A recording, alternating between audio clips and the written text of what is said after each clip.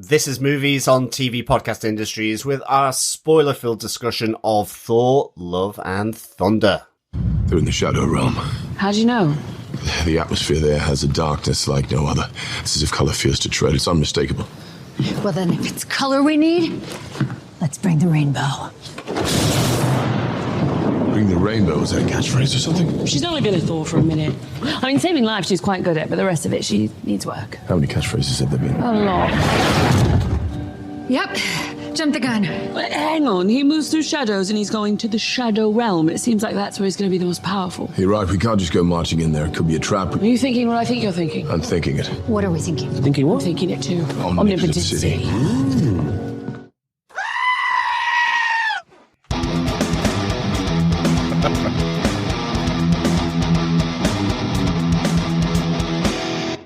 Welcome back, fellow defenders. This is Movies on TV Podcast Industries, and we are discussing Thor, Love and Thunder. I am one of your hosts, John. I'm one of your other hosts, Derek. And much like a screaming goat in Taylor Swift's beautiful song, Trouble, I am Chris. Oh God, it never gets old. Honestly, Absolutely.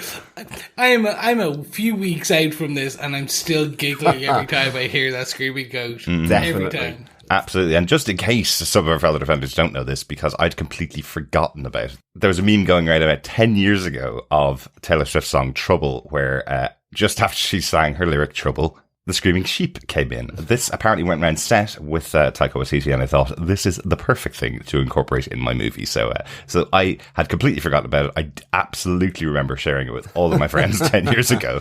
And then looking back at it last week, it's still just as funny as it was. It is hilarious and comedy-wise better than Korg. Yes, we'll get there. We'll get there as we get through our discussion of this movie. We'll be going into spoiler-filled detail of Thor: Love and Thunder, of course, as we always do. So make sure you've got to see it in the cinema if you're interested in seeing it. Should they go and see it? How about starting right there, John? What do you think? For me, this is the best Taika Waititi movie in Marvel. I know he's only done two. Yes. It sounds a bit of a slag, shall we say, but it's not really. I really enjoyed this. I love the sensibility of it.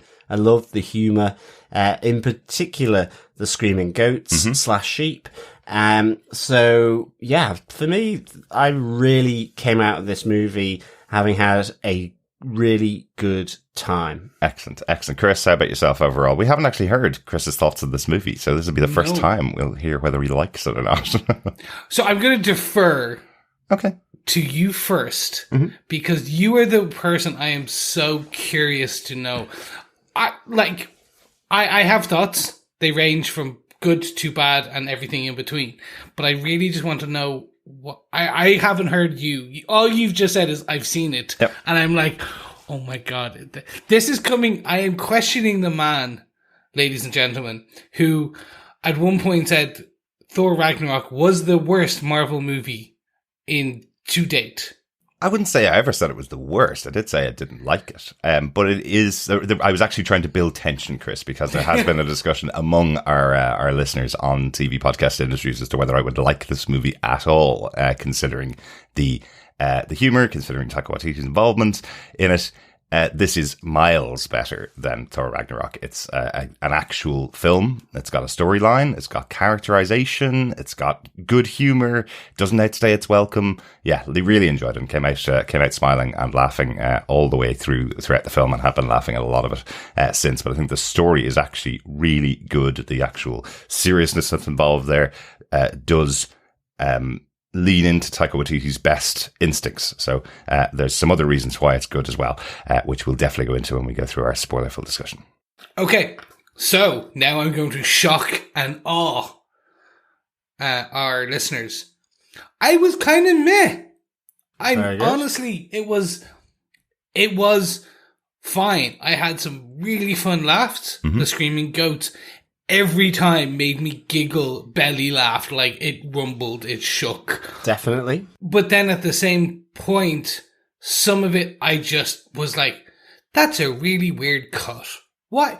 Like, there's logical fallacies in the story that I just was like, I'm not quite sure what you're doing here. And at the end, it made sense, two parts of it, because they set certain things up, like a connection to the name of the film, of why they call it that. And I'm like, okay, it gets you there in the end. Yeah. That's what maybe. But I just, it was a strong, meh, it was good. I rushed to rewatch No Way Home Multiverse of Madness as soon as I could, as soon as they were available.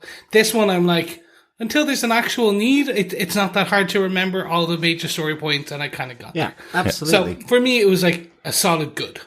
Excellent, excellent. Well, since Chris has been struggling to avoid spoilers in his thoughts there, should we get into the actual podcast about the movie? But go see it, I think, from two of us anyway. Yes, absolutely. Let us get into our spoiler-filled discussion. But before we do, if you are joining TV Podcast Industries for this movie, you are very welcome. You can head on over to tvpodcastindustries.com and subscribe to our podcast. We cover movies, but as the title would suggest, we mainly cover TV. So if you're also interested in the Marvel Netflix or Marvel Disney Plus, as well as a whole range of other shows that we cover as well, then please subscribe to any good or evil podcast catcher of your choice. Yes, we just finished Miss Marvel, just finished The Boys on Prime Video, just started up Umbrella Academy. We'll be starting The Sandman coming next month from Netflix as well. So lots and lots of comic book content on TV that we're covering. Yes. So, Derek, who gave us what, where, when, how, if, but, why, maybe? With this film. With this movie, indeed. Well, movie directed by Taika Waititi, who you've mentioned already, who's directed the movies What We Do in the Shadows, Hunt for the Wilder People, Thor Ragnarok, and The Mandalorian, episode 4 of The Mandalorian. A really good episode as well. Taika Waititi does usually work in collaboration with Jermaine Clements on most of his TV shows. I want to call it out right here. He did not write Thor Ragnarok. Lots of people thought he had a lot of involvement in it, but he did a lot of on-set kind of play with the actors, and a lot of those takes made it into the movie, but he was not the writer on that movie. This time around, he is writing it. He did the story for this movie and wrote alongside Jennifer Kaytin Robinson, who was a consulting producer on Hawkeye, the TV show that we covered here on TV Podcast Industries as well. So I think that's part of the reason why this is a better movie than Ragnarok, is because of his involvement there. Eric Pearson was a writer on the last movie, along with Craig Kyle and Christopher Yost, all involved in the MCU. So they had a very MCU story that was getting a touch of Taika Waititi on top of it, whereas this is his movie through and through, really. I also want to give a huge shout out to the editors for this movie, Peter S. Elliott, Tim Roach, Matthew Schmidt, and Jennifer Vaccarello. The reason why is because the original assembly cut for this movie is 4.5 hours long. And I'm telling you right now, if I was watching a 3-hour version of this movie, that would be worse than Ragnarok, I would say.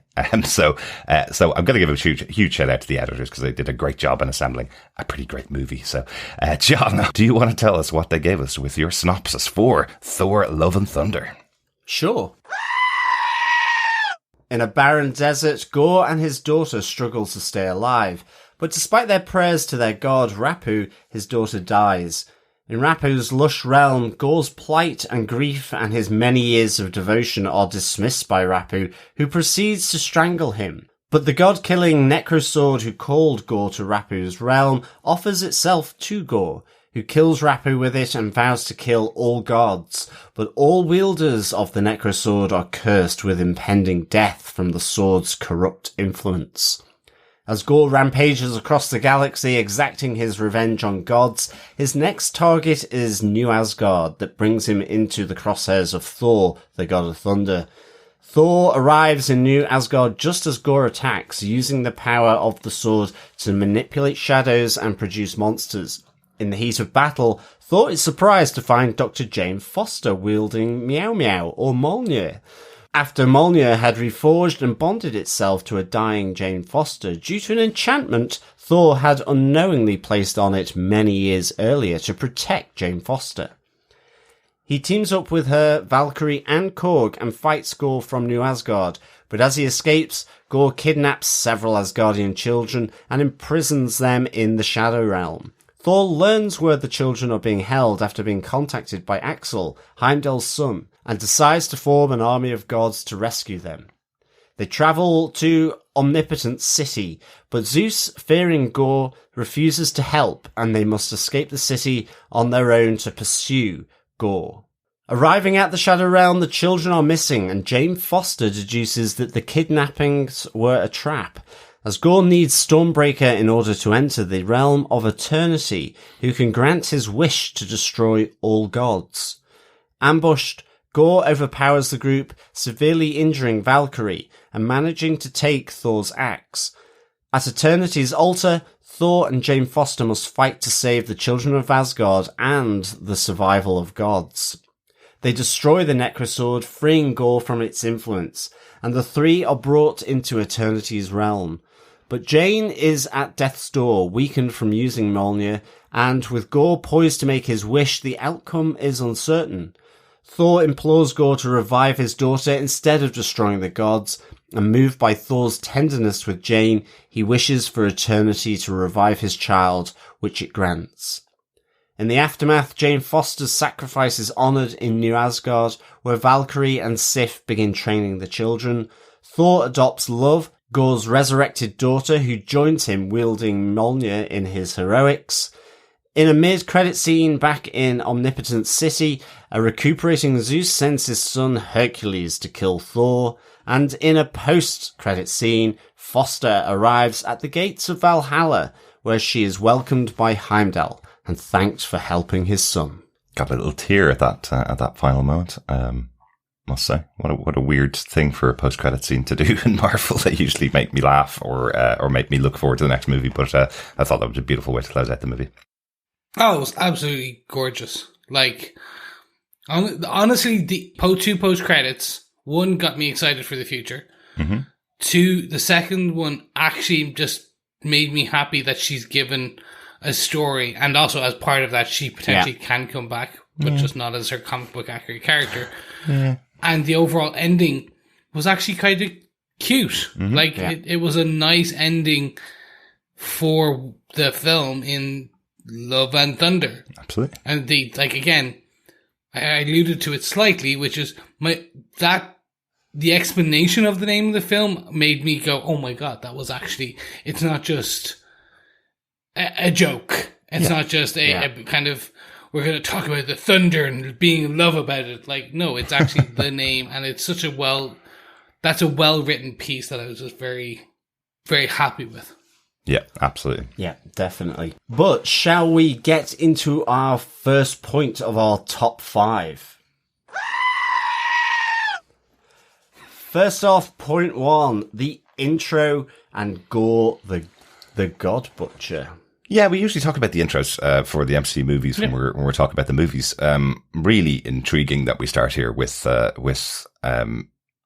Gorr the God Butcher as our opening, because it's a dark opening. You come into this movie and everybody's telling you, hey, it's from that hilarious guy who did Ragnarok, and they kick it off with a really dark scene about a father losing his daughter in the desert because in his mind his gods turned his back on him.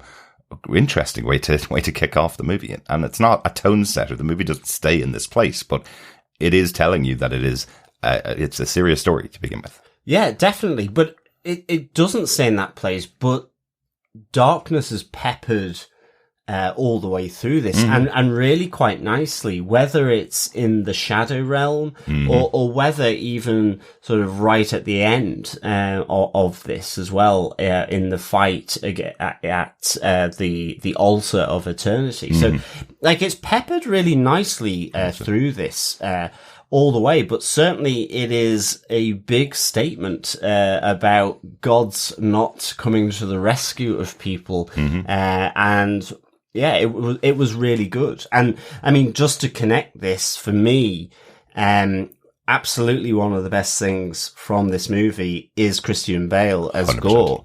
I mean, I'm a massive Christian Bale fan, so I'll just put that out there. Yeah.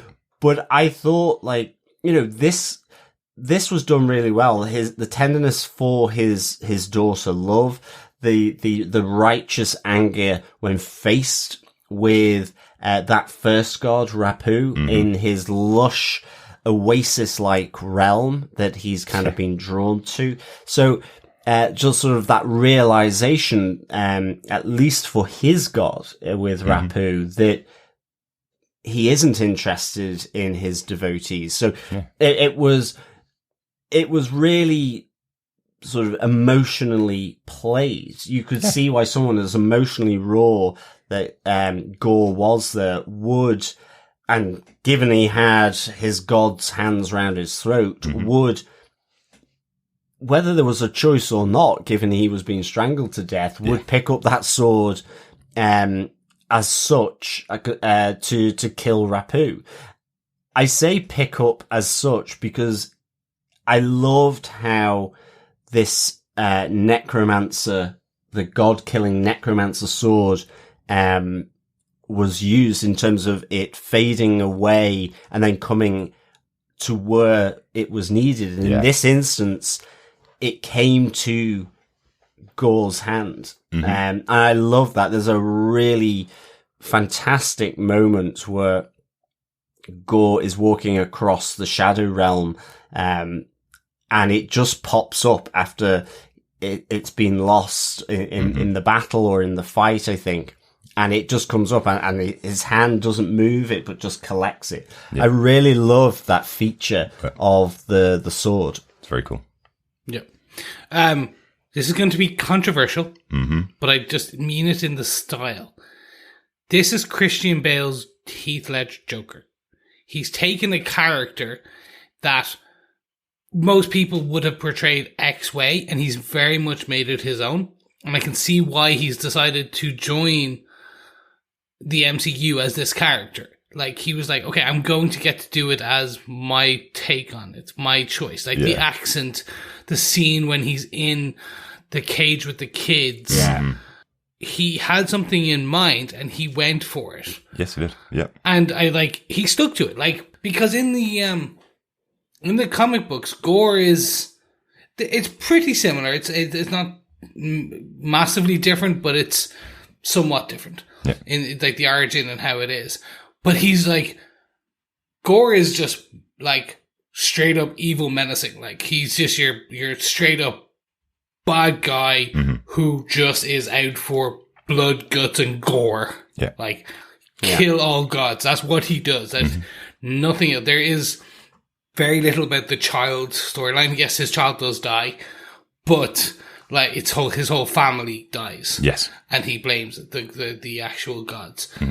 And there's only a touch of that here. You do hear that. He's the last of his entire people. The last of the people that worshipped Rapu is standing in front of Rapu asking for help. And Rapu's going, that's your job. You're supposed to sacrifice yourselves for us gods while we sit here and eat all the fruits and laugh at your misfortune, basically. So no wonder he turns the way he does. He's a grieving character as well. From that moment onwards, from the moment his daughter dies, he's in full grief.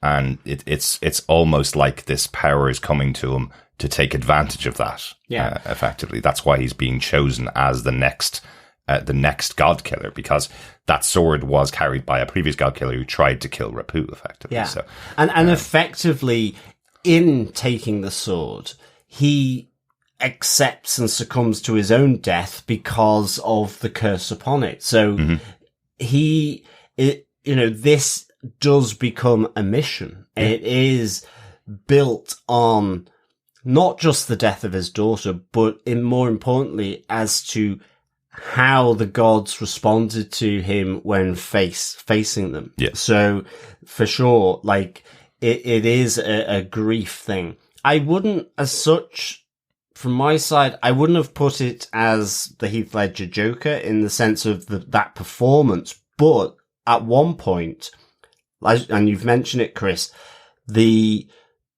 effectively drawing on the spookiness of clowns, in talking with the children, that was just fantastic. I love that because it is darkly funny. Yeah. It draws from that innate, whether, fear of clowns that people have. It's it's devoid of colour as well. Again, the opposite of the clown. But that's you feel that's where he's taking it from. Yeah. It's just the fact that it was just so well done. Yeah. It's just the fact that he rises out of the darkness when all these kids think they're alone. And then he does look like he's trying to play a father to them. He does look like he's trying to entertain them. Yeah. They're telling stories about skulls being crashed in by Thor's hammer because that's who's going to come and save them, they think. And then he takes a creature, snaps off its head and shows it to the kids. They all start screaming. He tries to throw it out the window, misses. The head rolls on the floor in front of the children and they all are screaming. So he's trying, it seems, but he's completely lost his connection to whatever species he is, this humanity, whatever that version is. And it's also important to remember, in a sense, yes, they're children, but they are godchildren, and that's why he's doing this, because they will become the next gods in their own different way. Yeah. Yeah, and so just before I'm reamed out of it over social media for comparing it directly to Heath Ledger, what I meant was if you look at the take on the Joker across time, like Heath Ledger very much just took a position of, we're going to give it that menacing, like slightly deranged but very singular focused approach. And that was basically what Christian Bale did here. He took a villain who he could have just done straight up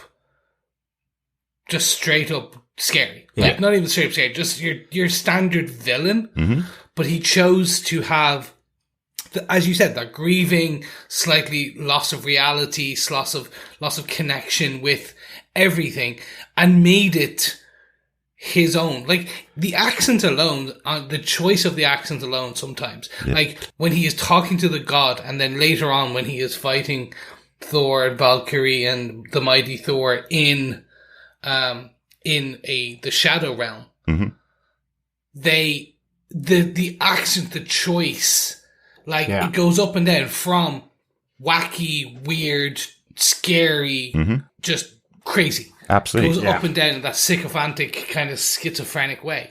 And this is why you get Christian Bale in, right? And I was laughing earlier on, Chris, because you said that this is how Christian Bale joins the MCU. The reason why I was laughing was because that question was posed to Christian Bale in an interview, the first interview he'd done for Thor Love and Thunder, where they asked him what's it like joining the MCU, and he's like, I haven't joined anything. What are you talking about? He had no idea at all what the MCU was.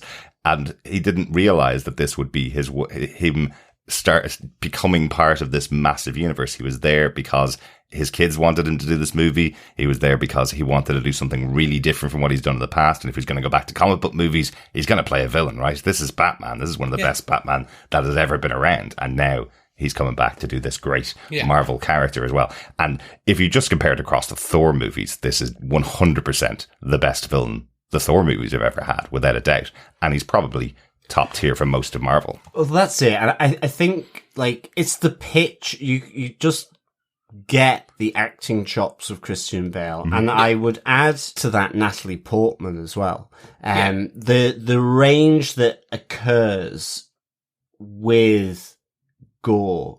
Yes, it within being the evil character and the dark character, from the tenderness with his daughter in the desert at the start to the clown-like attempt in the Shadow Realm to that ending, which we'll come to later, plus everything in between, as he attacks New Asgard, I thought was really, really good, and I think really helped by the accompanying visuals. You think of Thor Ragnarok, you think of this movie as well in terms of like New Asgard. It's color, it's bright, it is the rainbow, and just stylistically, visually, having his character being in black and white effectively with those eyes is just a great kind of contrast that accompanies what he's doing as an actor here. Yeah, couldn't take my eyes off him every time he's on the screen. Fantastic. Great to have Christian Bale in there. So I'll kind of close out on Gorr with two kind of useful tidbits. the first, I'm not sure if people have seen it, but they actually changed the look of the character.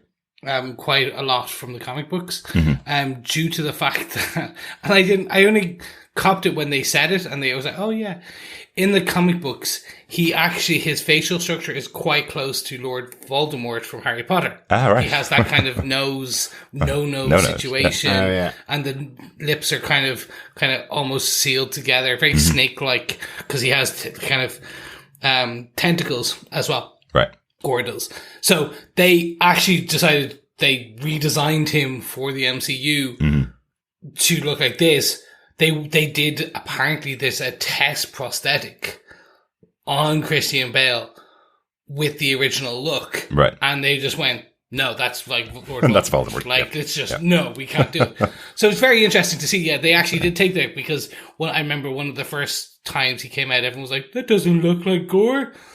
They've explained it why, and I'm like, yeah, valid point. Makes sense. And I think it came out around the same time as the movies. The Gorr character was created in the Marvel comic books around the same time as the Harry Potter movies would have been in the cinema. It's only about 10 years ago, 12 years ago.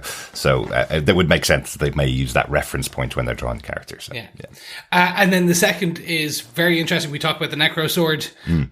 Comic book Easter egg. The Necrosword belongs to Null, the symbiote god. The symbiote, the symbiotic Venom's god, the creator of all symbiotes, whatever way you want to pronounce it in the Sony universe or the Marvel universe. But essentially, Carnage, Null, Venom, they're all kind of connected, and there is a whole storyline with the Necrosword and how it connects, and War of the Gods and War of the Realms, and you name it, it all is in there.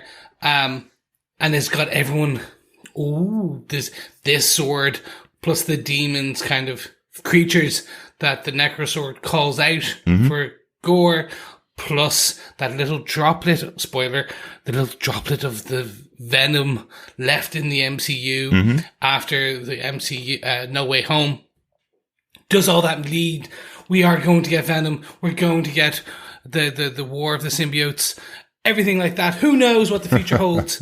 But I just wanted to call it out in case anyone goes, my God, Chris didn't call it the biggest comic book reference. Very good. It is there. I think, if anything, it's 20 years away. Yeah. Because there's so many other things on the table. We'll probably get a Venom, but we're not going to get Null yet. That is like, we got to go back to the beginning of time and the pre-time universe and start talking about that. I could see them pulling in something like that, but Sony are going to drive that Spider-Man universe into the absolute ground before it goes anywhere near Marvel being able to do another movie with Venom. So it's going to be strangely, they don't own Null. They don't own Null. Sony doesn't. Yeah. They own Spider-Man and Venom and everything connected, all the symbiotes, but they don't own Null the God. Yeah. Because that is kind of originally was a creation that came out of actually Thor before it was co-opted and used in the Venom stories. Interesting one. The only connection I was thinking of with this Necrosword was something that was in the Eternals, the post-credit scene of the Eternals, the sword that's given to the new knight, the new Black Knight. Dane Whitman, exactly. The ebony blade. Because it seemed to have the same concept to it. Dane Whitman is told, here's the sword, he looks at it, and there's going to be a price to pay if he picks it up. He's now going to be cursed when he uses this sword, and that's exactly what happens to Gorr here. So that's what I think they're most likely setting up there. That's the one thing that just popped in my head. Oh wow, we have a connection here to Eternals, among many others throughout this movie. Of course. Yeah, absolutely. I had the same kind of feeling around the sword, just because of the look, but also because of the Eternals post credit as well. And I mean, it's all those kind of massive references that the Marvel have. I mean, because I think visually for me, and even just in terms of his drive, Gorr, because it was black and white, it reminded me of the Empirical that from the Doctor Strange Death of Magic, where they are looking to destroy magic as well. Here, it's the black and white looking to destroy gods because of what's happened previously. So, you know, there's loads of different kind of those different stories that have popped up that are being utilized here, I think. Absolutely. But a cool one. But let us get on to our point 2. Yes, it is Thor and the Guardians of the Galaxy. I think we just needed to talk about it because the last time we saw Thor was at the end of Endgame, running off with the Guardians of the Galaxy, and they do a nice montage of their time together at the opening of this movie. Yeah, I mean, I'd like to agree with you. For me, this felt like the bit that was just didn't feel right for something. I don't know. All the way through this bit, I just felt Chris Pratt seemed to be dialing in his character. Yeah. There seemed to be no life to it. And, you know, in the past, I would say Guardians of the Galaxy have been the movies that have made me laugh so much because of that group interaction of the Guardians. And I felt Rocket was missing here. Even just the timing of the I am Groot bit it fulfilled the narrative, and in that sense, fantastic. But I just really didn't get the sense. And maybe it's because with Chris Pratt's character, he's still mourning the loss of Gamora. But I don't know, there was something that just didn't connect with me. I loved some of the battle stuff, and the humor in that, but that was because of what Thor was doing. So I really missed the Guardians being the Guardians here, just for that brief moment. And as I say, maybe it is Gamora hanging heavy over the group and over their leader, or is he, Chris Pratt, so I think, this was part of the thing I was possibly felt most let down by in respect to my own expectation. Let's just put it that way. You hit the nail on the head of the screaming goat. This is my expectations was when we heard, so Thor is gone with the Guardians. We got a montage. We got a very weird battle. But that was it. I was expecting more Guardians. And that's what I felt let down because the way it was somewhat built and billed previously was that we were going to get maybe the first half, maybe the first third at least, was going to be a bit more Guardian-centric. Okay. Now, I know we're getting that in Guardians 3 next year. Yeah. And actually, we're getting it at the end of this year with the holiday special first. Yeah. Yeah. And the I Am Groot TV show. Well, that's going to be just cute. Come on. You can't be angry at I Am Groot. I'm not angry. I'm just not expecting to enjoy it. I'm not angry. I'm just disappointed. I'm always angry, Chris. I'm always angry. Nice reference. So I think this is the part of it. I was just expecting a bit more Guardians. Yeah. And then the one part that just felt so odd. They took it, unfortunately, to Spinal Tap levels with the fight, where part of it I was really happy with. Yeah. I was like, this is cool, this is fun, he's doing, and then he does the Van Damme splits. I love that. And I'm like, oh, that was just the 11. That was just the one. I was like, you had me, and then you... No, it just brought a bit too much, I don't get it. It's not even just the Van Damme splits, though. It's also, that was used in a commercial, and it has the exact same music from the commercial that Van Damme did the splits between two trucks. They have not just referenced it, they've taken it and put it into a Thor movie. You see, I love this. I mean, if I could hold a yoga pose in that, or the splits in a way that Thor could... I would. I mean, I did really enjoy that. I thought it was funny. And I really, really did the Glass Palace shrine being destroyed by Stormbreaker. Hilarious. Really good. But, it was just more with the Guardians. I mean, even with Drax, I just didn't get that sense of humor coming through, and it really I felt that. I felt that. I felt most sorry for actors like Drax and Nebula, who have a lot of prosthetics to go through. And the setups are all different places. They're showing, this montage of them being in different places, being in fighting in an underwater battle. They're showing them on this planet with the glass the glass churches on it.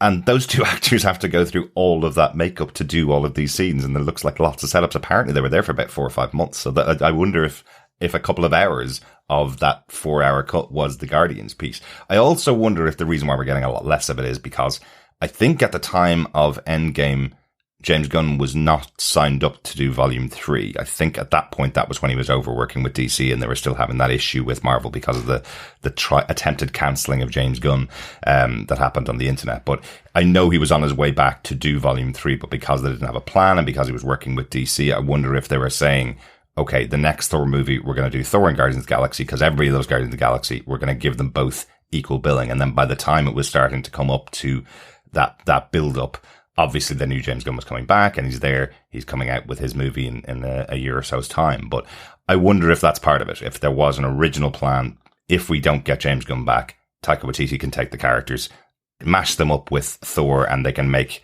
this Thor and the Guardians of the Galaxy movie. And just that didn't end off panning out. So why not give them back to the person that knows how to work with them much better?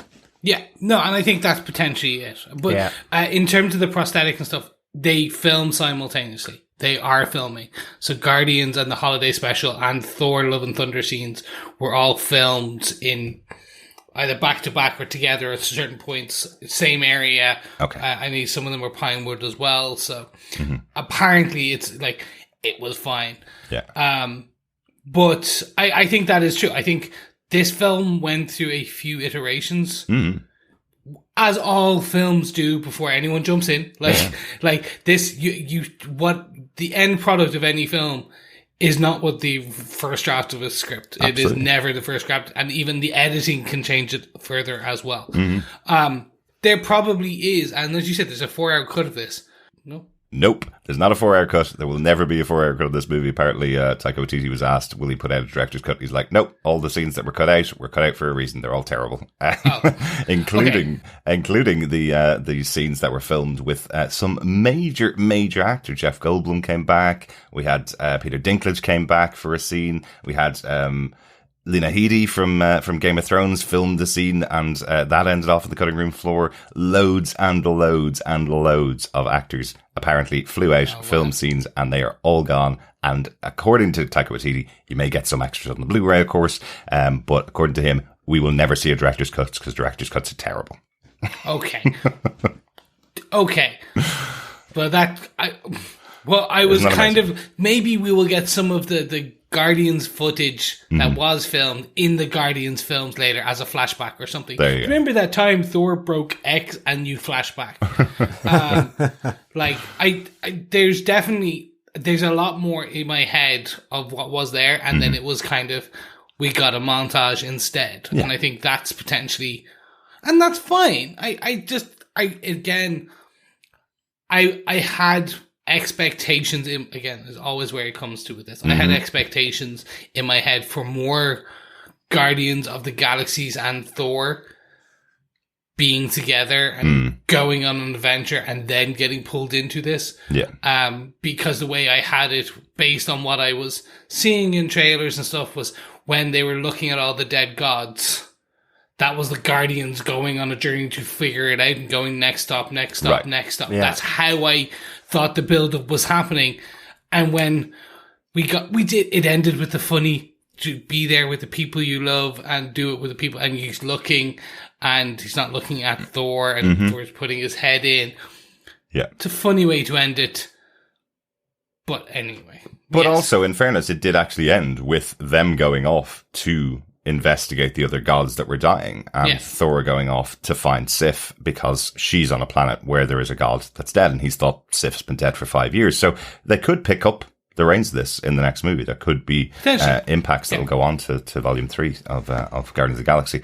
I'll be really honest. I know you say Guardians of the Galaxy are some of your favourite characters, John, but this was just about enough for me. I was really happy to see just these characters in there for a few scenes. Thought it was good fun. There's loads of comedy you can have with Thor and all his cast of characters. Absolutely. Putting all of them in there for an entire movie. I don't know whether I could have taken it. Yeah, my expectation wasn't necessarily that they were going to be in the whole movie for all of the movie. It was more about the moments of them in this movie. Yeah.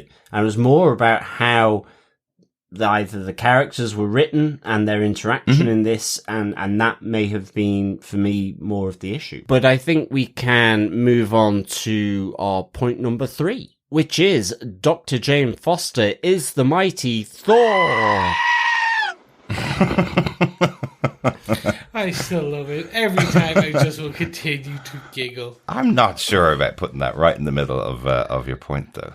No, but it worked so It well. worked. It's just a screaming Lady Thor. Our screaming goat has helped me finish off the word Thor. So it's a scream of approval, then. Yes, is what you're, it is, saying. absolutely. Okay, good stuff. Good stuff. I mentioned this already. I absolutely really enjoyed Jane Foster coming back here. I liked how it felt it grounded Thor in this movie much better for me, and sort of connected him back to some of his earlier movies, which I liked. And, you know, I really like Taika Waititi in terms of the movies he's done. And that, I think that was part of the reason why I just felt grim about Thor Ragnarok, because I've really enjoyed his stuff. And I always have felt they've had heart and soul. They've been funny. I'm not saying they're perfect, but they've had this emotional center to them. It could be an emotionally funny center or serious, but they've always had it. And I thought, in bringing Jane Foster, that's what he brought here. And I think Natalie Portman, again, just giving the range of her chops from comedic to effectively dying with stage 4 cancer. I mean, so this was really, really good for me. And I absolutely loved her becoming the mighty Thor. Yep. I really enjoyed the honoring of her sacrifice at New Asgard. Yes, absolutely. How that wrapped up. The final end credit scene with her. You know, I just really thought this added so much, and just that additional dimension with Mjolnir and how that reforges. So I really enjoyed that. And again, the tension of finding out that while she thinks that Mjolnir is saving her, every time she's using it, she's becoming weaker and weaker. Absolutely, yeah. When she's not the mighty Thor. Yeah. That she's still succumbing to the cancer. So I thought this was really emotionally powerful. I think it really connected back with, you know, the comic book story of Thor and Jane Foster as well, in terms of what happens, and their love for one another. And I thought it really added an emotional depth, and I thought she was fantastic, in this. Loved her fighting, to defend New Asgard. Really good. And she had a nifty helmet as well. Absolutely. Certainly, it certainly seemed more high tech than Thor's. Absolutely. That's because she's mightier. Yeah, I adored Natalie Portman in here, and it's so great that Marvel got her back. They ended off on really bad terms after Thor: The Dark World, when they fired the director that she brought on board, which was Patty Jenkins, who went off to make the awesome Wonder Woman. So they ended on really bad terms. I'm glad they were able to resolve it, because it's always been a problem for me. The idea from Thor 1 was that he fell in love with a woman from Earth, and they were to spend the rest of their lives together. And then they paid this lip service to their relationship afterwards, which was, oh, well, we broke up.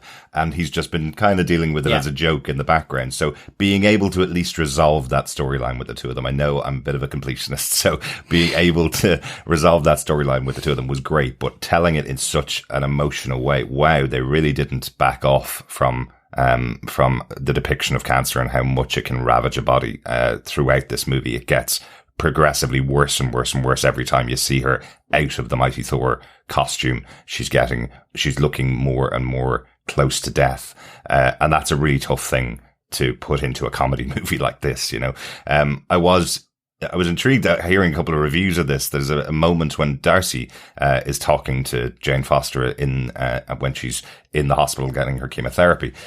And I was just really intrigued that so many people thought of this moment as a joke from Jane Foster when Darcy says to her, "You've got stage 4 cancer. This is not the world telling you to slow down. You have stage 4 cancer."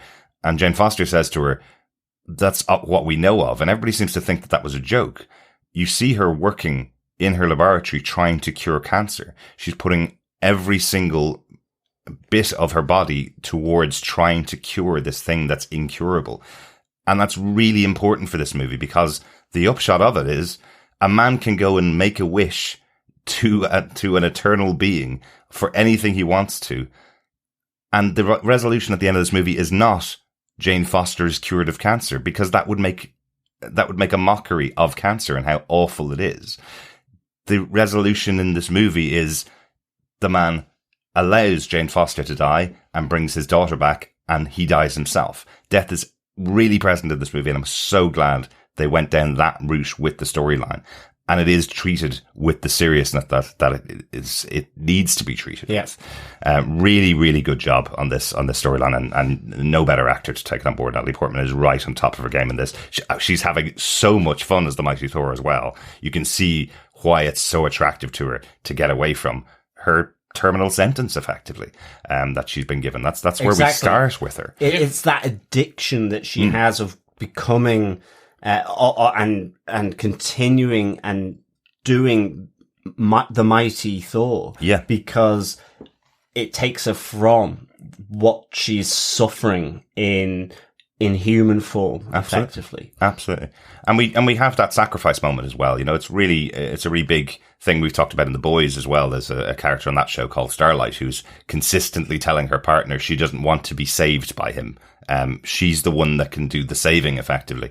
So we have Jane Foster, who's been pretty much, last couple of movies, and every involvement that she's had in the MCU, she's just been saved by Thor. Now she has the power, and she's willing to sacrifice herself to be the hero. And I think that's a great story arc as well.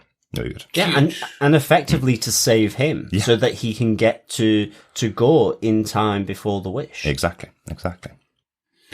I loved Mighty Thor. I loved the storyline back in the comic books, even though there was very few people it could have been. So actually in the comic books, we didn't know who the Mighty Thor was for ages, and then they revealed her. Yeah, it was like 8 or 10 issues, like 10 months of not knowing who this character was, because Jane Foster isn't the overarching character for 60 years in the comic books or anything like that. She is absolutely involved in Thor's history, but there were a couple of people that it could have been.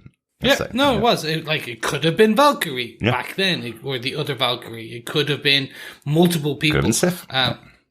But anyway, I love that storyline, and seeing it so well represented and presented in movie format is what I enjoyed.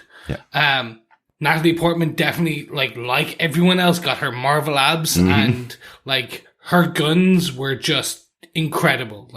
She was swinging the hammer. I wish we got more Darcy. Yeah. We saw her previously in WandaVision, and she was fantastic in WandaVision. Kind of hope we see more of her throughout this.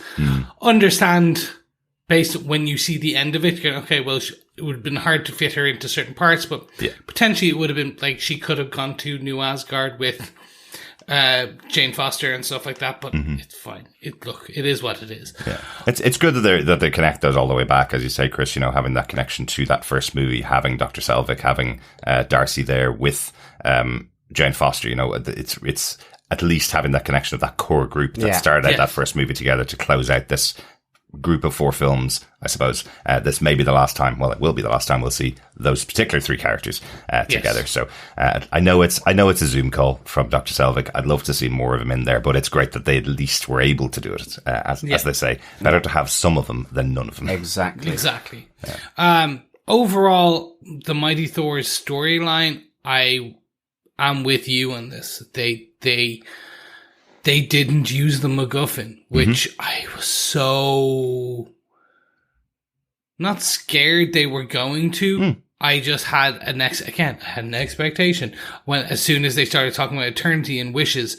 One question I did have was like, when you stand in front of eternity, you get a wish. I was like, well, no, does not everyone get? No, the first person. It was it was a quick one line, and it took me a while to think back, because I was like, but why didn't Thor just make a wish? Why didn't she make it? Like, I was kind of going that route. Yeah, Eternity's not Oprah, Chris. You get one, and you get one, and everybody gets a wish. Yeah, because most people would just stand behind the guy in front of them and go, I want his wish to not happen. Yeah. Surprise! Okay, that's a bit dark. Sorry. And then he runs behind that other person. He runs behind that other... Like, exactly. it goes on for eternity. Mm-hmm. Nice. Thank you.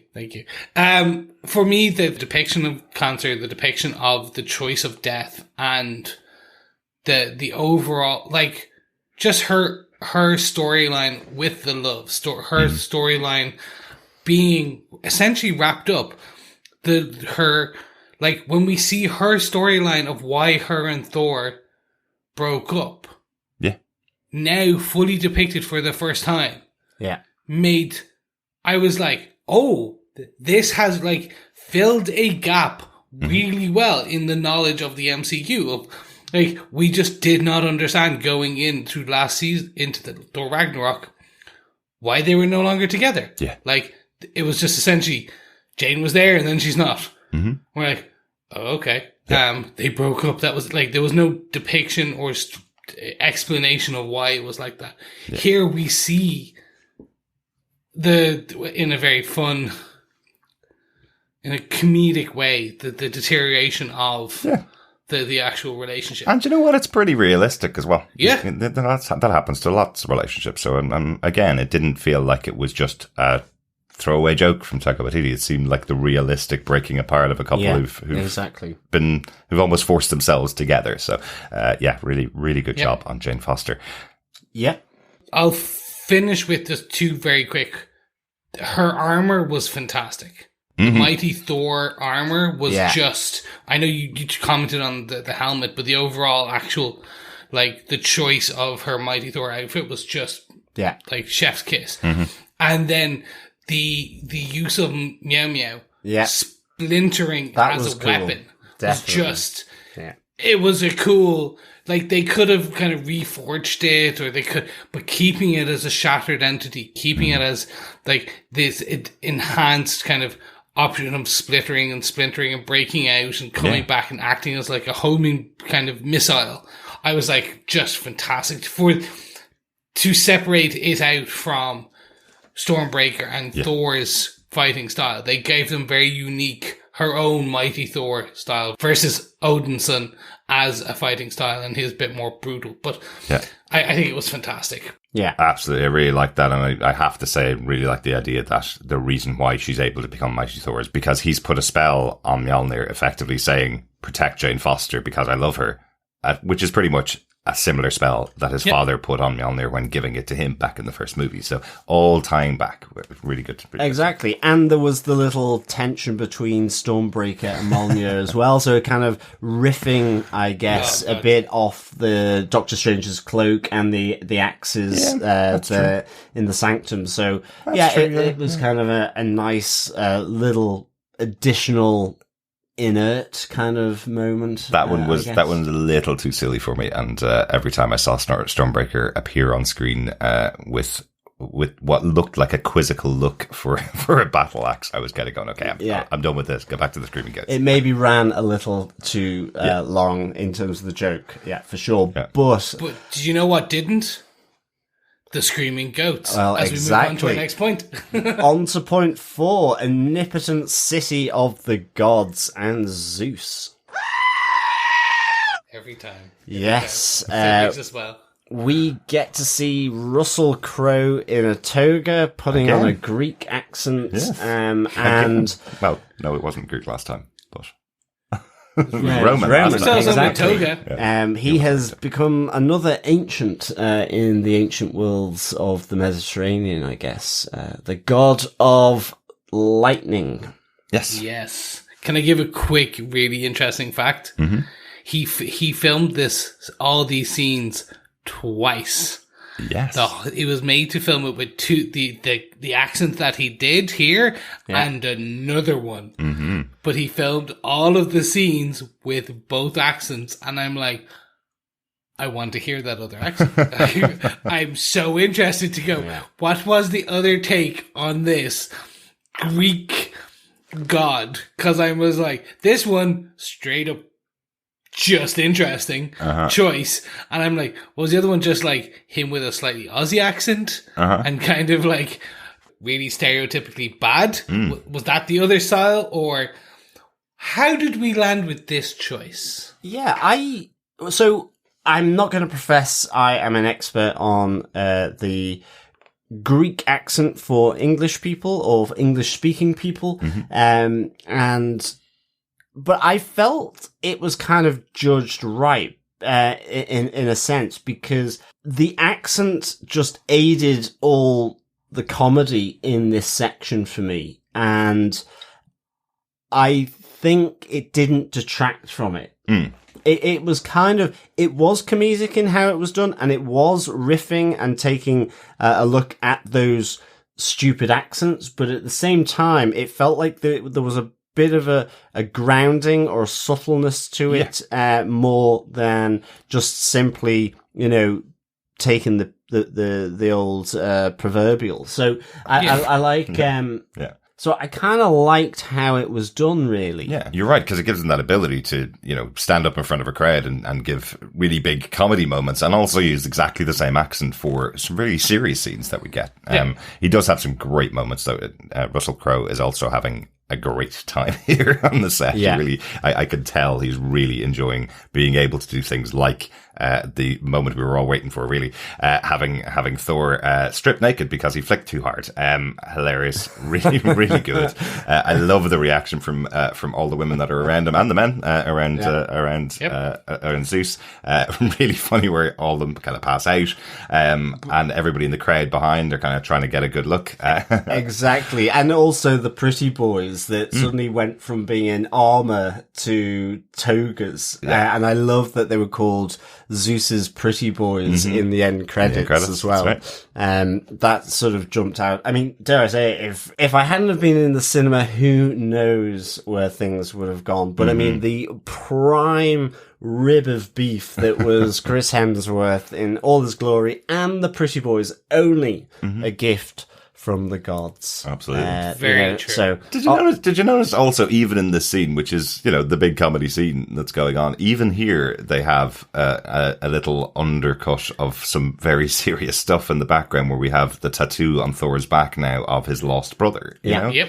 Again, Taika Waititi getting that balance of the darkness of the story with some comedy moments. Yep. Yeah. I know not many people were looking at Thor's back at that moment, but true, a lot of people weren't. But even looking at the background of the gods, so you had Korg making the joke about his god maybe being there, and Korg's god was there.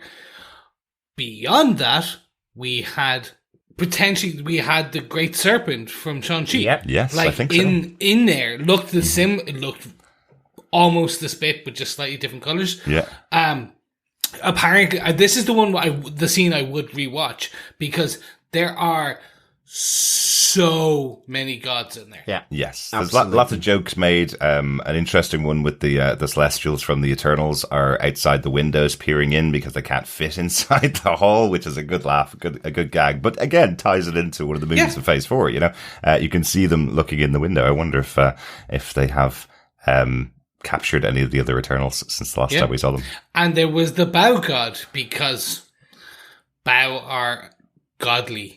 Dumplings. Yeah. Dumplings get their own god. They certainly do. Of course. And I like that. I really enjoyed that. I think, this could have been almost my favourite piece, with the exception that Korg's face survived being struck down by Zeus's lightning, because just not to bring it down, but I have to say, Korg is my least favourite character across the whole of the MCU, and the only reason I can say what the eureka moment as to why I couldn't quite put my finger on it previously, is because it feels like he absolutely interrupts everything.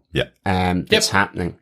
He is inserted too often with pointless stuff. It's not to say that some of the stuff I haven't enjoyed him being in that, but it's almost like the character insists upon itself. Right. Dare I say it? I thought you might say that. Yes, and ultimately it comes down. For me, I just think he interrupts the flow, the dynamics of the movie, and I know that is, a comedic sort of method that can be used, but it doesn't add anything for me, and not even on the comedic level.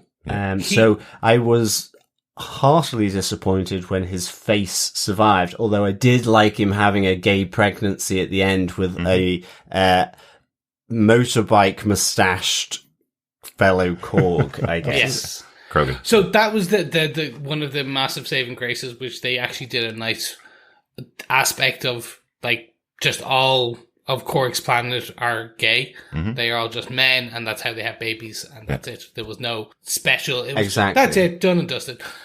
I agree with a lot of what you're saying regarding Korg. The way that they set it up for me is they tried to essentially make him almost the Groot in that from Guardians, where he had that line, that funny moment in each of the sections that kind of like, you're like, ha ha ha, oh, he's so funny, and we want to make toys out of him because he is so cool. It just didn't work on aspects of it. Some of it did because of the conversation with Valkyrie on the way to the Shadow Realm. Just between him and Valkyrie acting as that back and forth. And that's when Korg does work, because that's the actor being the actor from Jojo Rabbit, being that serious. That's why he is a really good actor, because like when in Jojo Rabbit the film, he plays Hitler, he's playing Hitler as both a comedic character and the flip becomes this quite horrible, what you would expect Hitler to be. Yeah. And then in this, he's a comedic actor, and then they get into this quite touching moment talking about Valkyrie's loss of love and the loss of her, kind of the rest of the Valkyries. But that's all Tessa Thompson. And Taika Waititi is a great director. He's created a moment where she's able to have that conversation, and it works really, really well. And Korg works really, really well there. But when you have characters like Groot and Rocket in Guardians of the Galaxy, you can have the two of them play off each other, and you can get the timing completely right with those characters, because he's the only CGI character in a lot of scenes that involve 3 or 4 different actors. I think they struggle to work out where to put in his character there, where to actually use the take that was done on set, where to actually use the actual funny line. And it felt like they needed to put it in one after every single moment, because why would you do a CGI character if he's not going to get a funny line? Seemed to be the impetus for him. And it was way too much. It was way too much. I know kids are going to love the character. I know they really enjoy him. Favorite character in the MCU for them. That absolutely isn't mine, and he was just used way too much in a reasonably tight movie. Yes, but it does give us the aspect of that in him dying, quote unquote, if you want to call it that, losing him. It's the next trigger that brings us a step forward towards kind of the goal of the film, like kind of him being shattered. In a good way, propels the film forward again. Yeah. And that's, when you have a character like that, that's fine. That's good. You can do that with them. He does propel the story forward, but the only important thing that was supposed to happen here, they were trying to get an army of gods from Omnipotent City, but the gods were too scared of the god killer, basically, so they decided to sit on their thrones, exactly like the reason they're being killed by Gorr. They decided to just sit on their thrones and hide. But Thor gets the opportunity to effectively steal Zeus's lightning bolt and take him out, let's say. Yes. Immobilize. Yeah, real surprise. We think his death. Yeah. Yeah, this was fun. The battle was cool. Getting the lightning bolt for the way it was cool. Mm-hmm. And then the exit was cool. Yes. Again, screaming goats. I love them. Exactly. It's just that simple. But it does move us towards the final battle. Yes. I think with that, let us get on to our fifth and final point, an eternity of sacrifices. And this just, when you say sacrifices and then you have a screaming goat, it just even takes it into Exactly. a darker, it's almost a darker point. Yeah. And I'm sorry to our fellow defenders. I'm not too sure how I'm going to feel about that while I'm editing the podcast, having to listen to it over and over again. But You'll be You're still going to smile yourself. every time. You're going to laugh and giggle every time. I will try. Yes, we always talk about the final battle in our final point when we're talking about MCU movies. We had a final battle, but it wasn't the end of the movie. That wasn't the resolution to the story. No. But it was really good here, having the kind of opening of it where we have all of our main characters coming into the Shadow Realm to rescue the children of Asgard. Yeah, so what we see is this first battle on the Shadow Realm planet where the goats... My favorite joke where the goats are going into land and just hit a planet and flop down. Monty Python-esque. And scream, of course. Yeah, exactly. Really good. And then you get this, they fight Gorr where he is the strongest and lose. Valkyrie gets hurt pretty badly. Yeah. And they all are essentially sent packing with Stormbreaker by itself left to Gorr, because that's what he wants. And that scene, I talked about it right at the beginning on our first point. That scene where Gorr is essentially taking them out one by one and then stringing them up and fighting and pitting them against it, going, call Stormbreaker. That was good. It showed the evil, sadistic, psychopathic element of Gorr in an interesting way for that scene and allowed them to play off. And you get that tearful look. And again, Chris Hemsworth is a good actor. Yeah. He's not just a beefcake. He's a good actor. And the same with Natalie Portman. And this is where you get to see them with no voice, wrapped in CGI tentacles, with a potential to cry. They are doing single tears, this is stressful. And then you get them sent back, and what we get even beyond that is then Jane Foster, after kind of calling them and them back in New Asgard, Jane Foster can't do it anymore. If she does it one more time, she will die. And you get that very emotional scene. Yes, Valkyrie is kind of stabbed and hurt, so she won't go back. But you get this scene between Thor and Jane, kind of that, is the pinnacle. It's that, please don't come on this battle with me. Let me do it myself, because if you come one more time, you will die. If you do this one more time, it is the end of your life. And it's that promise made, but not promise kept. Yes. Kind of the piece of the story, which, as he goes off to save the children one more time, because we know that they are in the halls of eternity, it's going to be, we all know Jane's going to arrive. That, we know that's happening. It's it's inevitable. It is as inevitable as eternity. Kind of. I guess because of that setup of there being a wish for the first person to get to eternity, as I say, a lesser movie could have had Thor rushing ahead, Jane Foster lying behind, and him wishing for her to be well. So I didn't think it was inevitable. I'm glad they did it the way they did, definitely. Yeah.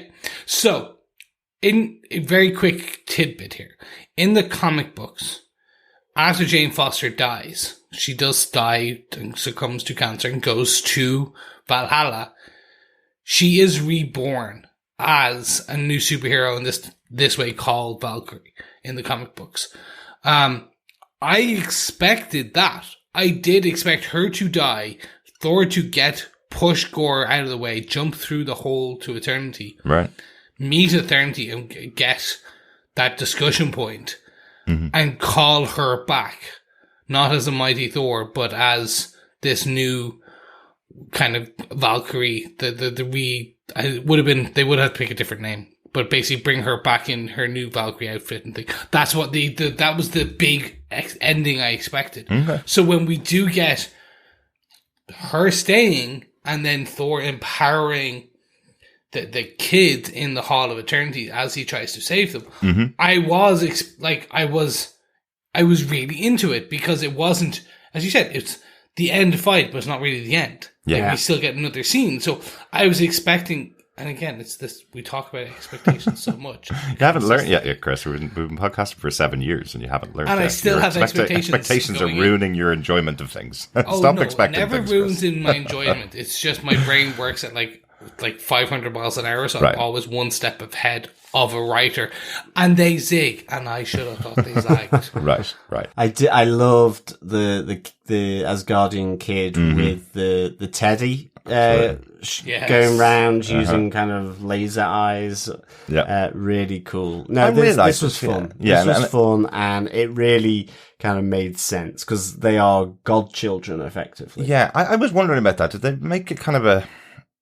It felt like they made a really defined line between the gods that are an omnipotent city and this little measly Thor of Asgard.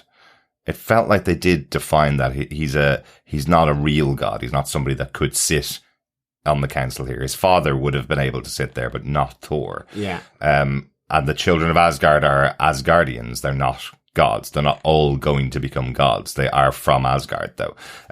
So the empowering of them, it was absolutely great. It must have been great fun for all the kids. Now that I know that I think all the members of the cast, some of their kids are Yes. there.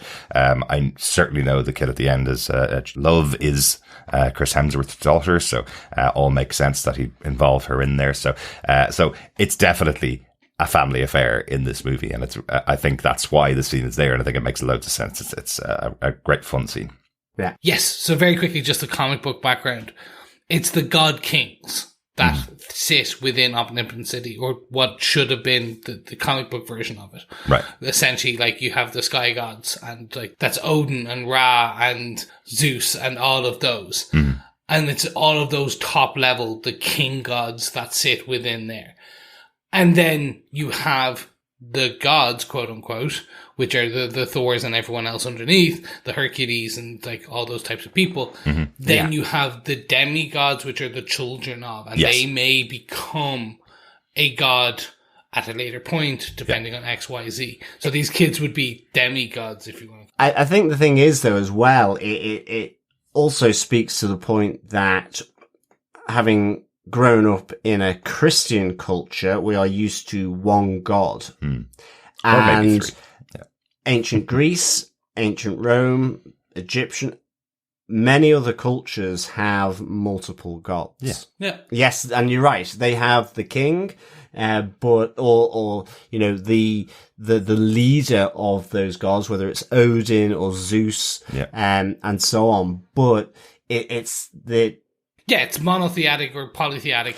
Exactly. That's exactly the word I was trying to sort of get through my brain fog. Yeah, exactly. Yes. But this, bringing it back, the fun part of this is the ending where Heimdall's son gets the kids home.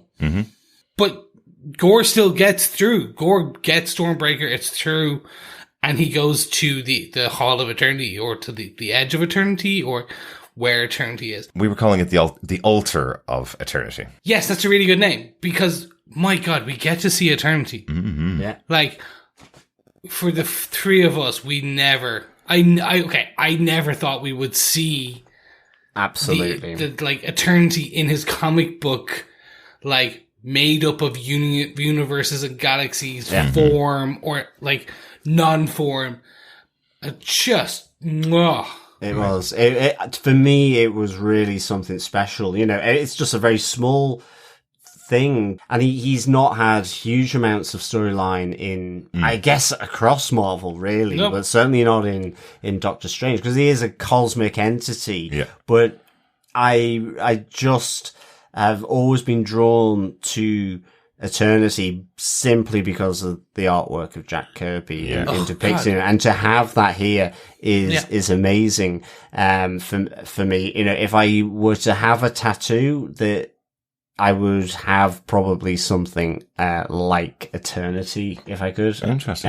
That. I just love how Eternity is depicted in the Marvel comics, and to get Eternity here, yeah, I never thought it would come into an MCU. I think it's really interesting. You know, we've had the Celestials from Eternals. I think this is, you know, in terms of that food chain, I guess, in Marvel Comics, this is another step up, having the cosmic entities being depicted here, of which one of them is eternity. So really interesting stuff, and I think that's where there's this connection for this movie, is very much amongst all the other ones that we've talked about, but also that it connects to that side that the Eternals brought in, for sure. And I really, really enjoyed it. I just loved, you know, the calmness, and I loved how it played out then within his realm in terms of with Gorr and with Jane earlier with her sacrifice, because, you know, if you're confronted with any wish that you want, and Gorr there is looking to effectively kill all gods with the single wish, and ultimately it plays out in a way that means that his wish isn't granted because he decides not to ask it, rather than him being killed earlier in the battle or in Eternity's realm by Thor.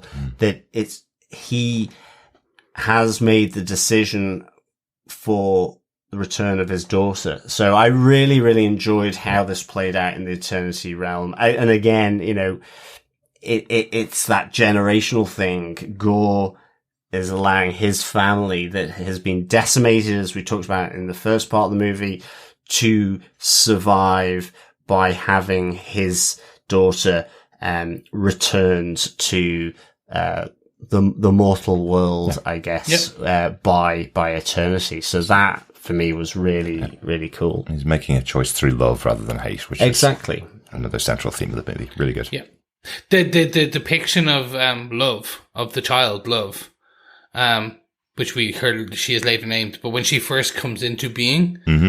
Oh, just so cool. Because it looked like almost like one of the later Captain Universe kind of styles that when Captain Universe is another character within the comic book kind of fits, which it's this omni power that comes in and takes over someone and possesses someone to save them at a most pivotal moment. Really cool. But it looked like that. And I was like, ooh, that's cool. Yeah. I love this because you said it, Derek, and I'm probably stealing your point, and I apologize. The central connector across all aspects of this film and the story of this film, narrative, is love.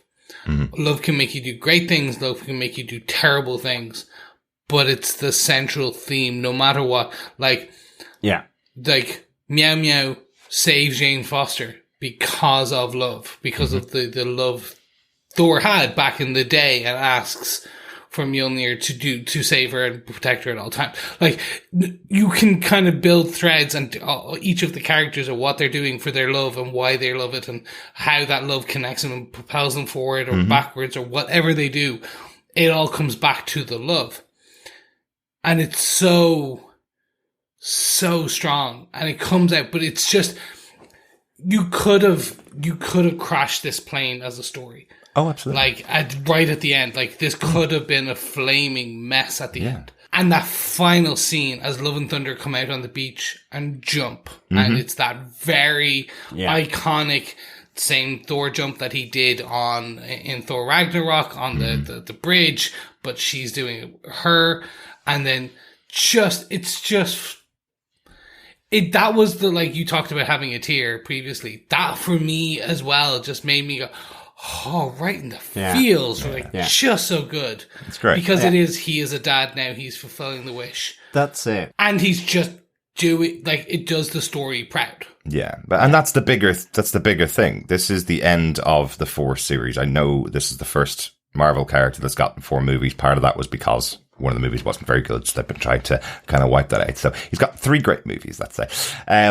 But the storyline of Thor from the beginning is him trying to find his place, because he's supposed to be taking over the throne from Odin, but he doesn't know who he is other than being a warrior. We're now at this point with the character and everybody involved in the movie where they are in their lives. They're all family people. They're all men that have kids now. This is the moment that has solved the big thing that he's been missing in his life.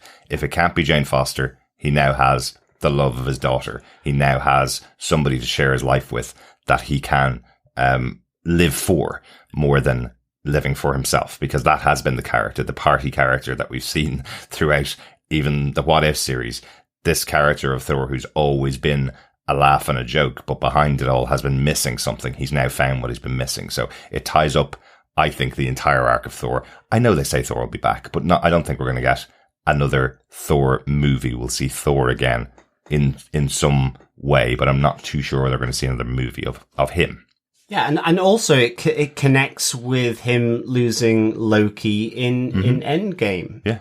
It is him losing his father, Odin, his mother. So all these different Heimdall, losses. his sister. Yeah. Exactly. Really, really good. And I think as well, just to build on what Chris said, I absolutely love the ending of this, with, Thor and Love sort of running onto the beach. But it was kicked off for me as well, where you have Gorr effectively making that wish, and he reaches his arm out to Thor and Jane Foster as he's doing it, effectively as he's dying as well, in terms of that passing of his child to them. And I just thought it was, I thought it was a really great choice of whoever, whether it was in the script, the director, Christian Bale, or all three, in terms of all the collaboration, that was the choice to make. That you see him in his dying throes. It's that kind of arm of, here's my daughter, love, but also that reconciliation to some extent, I guess, with what's happened, and in seeing Thor's love and tenderness on Jane Foster as she's dying. And I think, this is kind of what I was saying right at the start. I think with Gorr, with Jane Foster, I think I really enjoyed Chris Hemsworth in this movie as well. He has absolutely really good comedy chops as well, and I like the balance of it here. And I guess maybe with Ragnarok, he was too much trying to find himself, or not enough of that balance for me. So I just really enjoyed how they, all three of these actors really just made this final scene of scenes really, really special for me. Yeah. I'll kind of finish up my point, which is I actually do think we'll see another Thor. We will, and I think it will be the one where Thor dies. I think that's they'll do one more. Thor will return. It'll be buddy cop with his kid Love, and then that's the handover to the next Thor. Yeah. She becomes Thor, maybe an aged up version. I don't know what, but I think like Chris Hemsworth he said he's happy to come back. He's happy to do it. He joked in a press junket that when he saw the screening of the film and saw the Thor return, he's like, "Oh, cool! I am cool, right. Happy to." Pretty sure they'll do more. He's certainly going to say that on the press tour, without a doubt. I'm just not too sure. He's the last of the original Avengers. Everybody else is done. They are finished. They've moved on to their new projects. I think Thor Will Return was possibly Love Becomes Thor, and he will open up that movie, and then the movie will be hers or something. But they're not going to close the door. This is Marvel. They don't close the door on anybody. But right now, no plans for a Thor 5. Any notes that we haven't talked about on the movie? One very quick one. We see the head of the Living Tribunal, the head of the Watcher, and some other cosmic entities in the Hall of Eternity. Mm-hmm. The Watcher is now up there as a kind of along with the head of the Living Tribunal. So definitely interesting to see that. Yeah. There was a celestial head as well. Exactly. There was the Armishan, the judge, the actual red one that we see, who pulls the Eternals at the end of Eternals, the red celestial, the judge, the big scene, the master god. The last time we saw the Living Tribunal, by the way, was Doctor Strange, where he's flying through a dimension and you see all the different Living Tribunal heads. Yes. Nice. These are just like nice for us. Like for everyone else, they're just kind of, ooh, that looks pretty. For us, like this is setting up the potential for some amazing, whether they pull in storylines, whether they don't, but at least these characters who, like, the Living Tribunal offers that opportunity for the multiverse.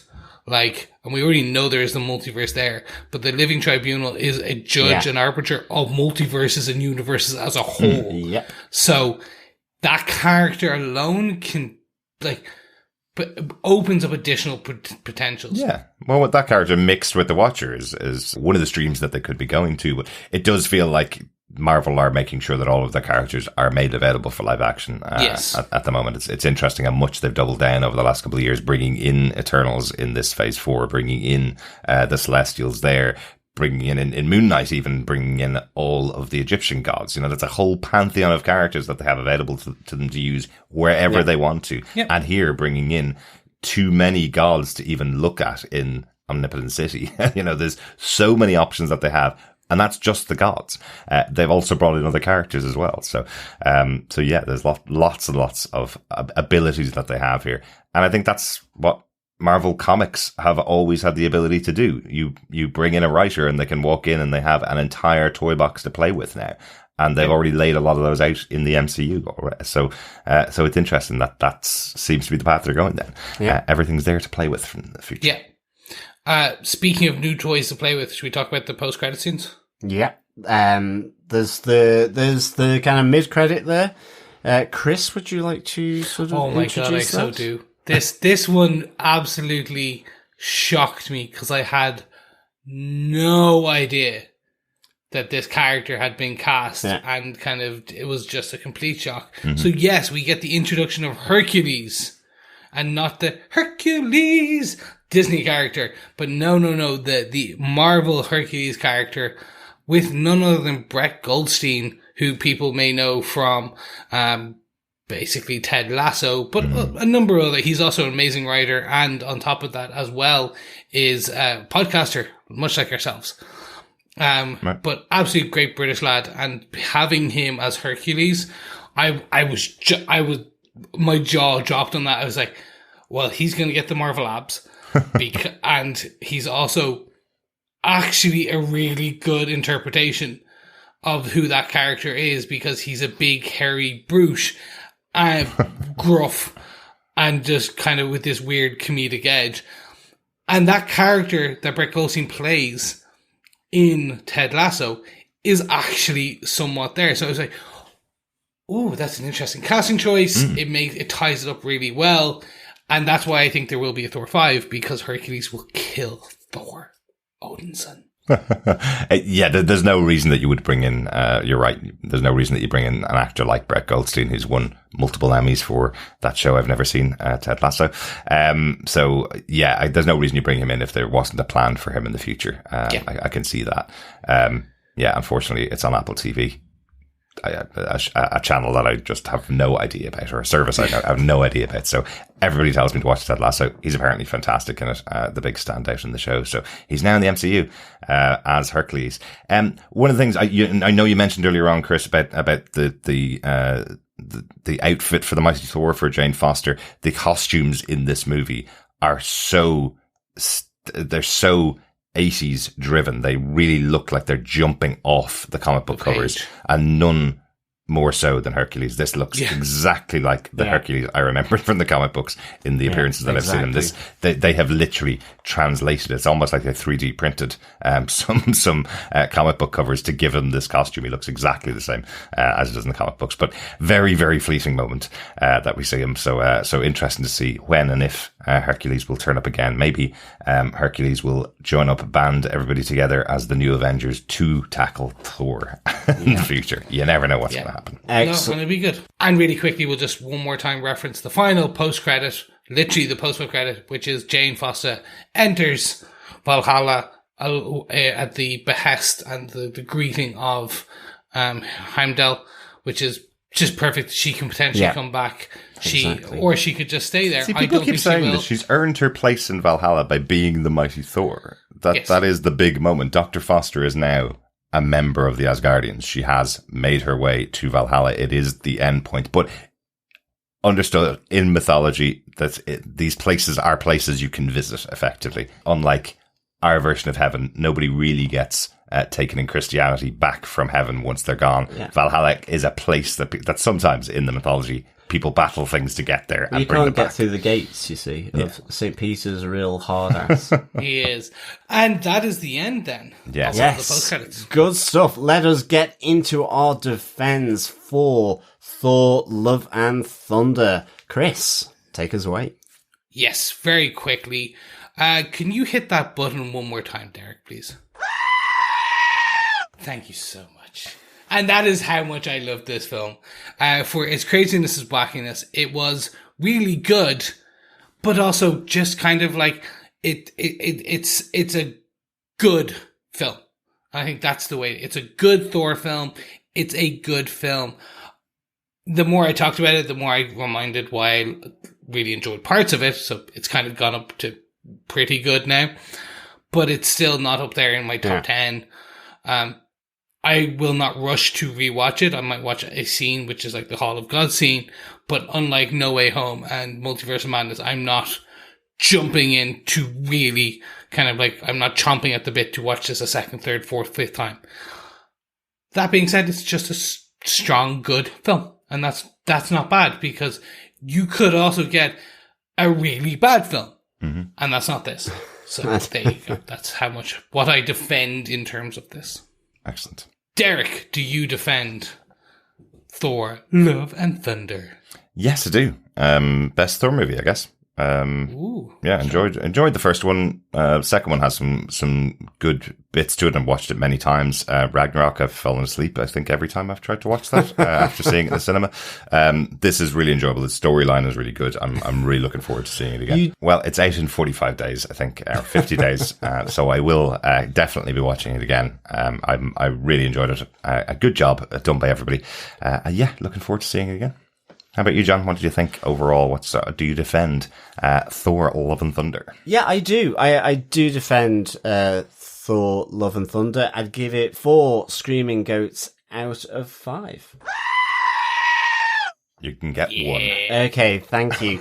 Yeah, I mean, I just really enjoyed this story. For me, the weakest parts of it really were Korg, the Guardians, where I liked elements there. Mm-hmm. And after that, I found myself laughing through this movie. And I loved the performances of Christian Bale, of Natalie Portman, and Chris Hemsworth here. I think the story just was the great balancing act that Taika Waititi can do. Mm-hmm. And the stuff that I love him for, and it translated, and I really enjoyed it.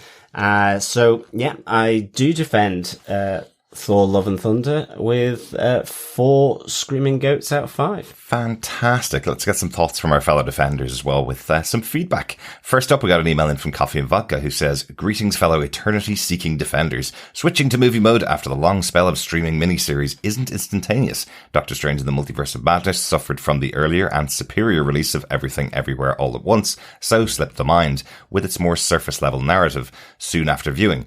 Thor Love and Thunder doesn't suffer under such unintended comparison and is directed by our Lord and Master Taika Waititi. Even with this, it was a bit jarring to see what would be 6 episodes condensed down to a minutes-long introduction. Once into the proper movie, though, it was all the perfect romp and circumstance we've come to expect from the greatest storyteller of our time. Sorry, am I gushing?